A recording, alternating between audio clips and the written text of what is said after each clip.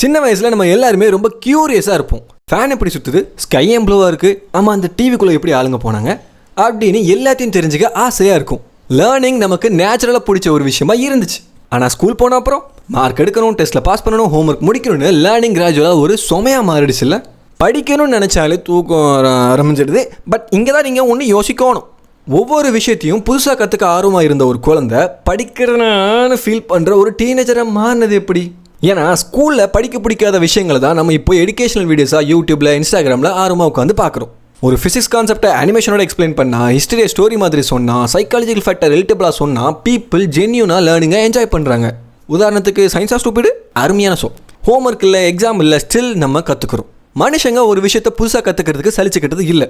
அப்போது ஸ்கூலில் சொல்லிக் கொடுக்குற விதத்தை தான் வெறுக்கிறோமோன்னு எனக்கு தோணுது.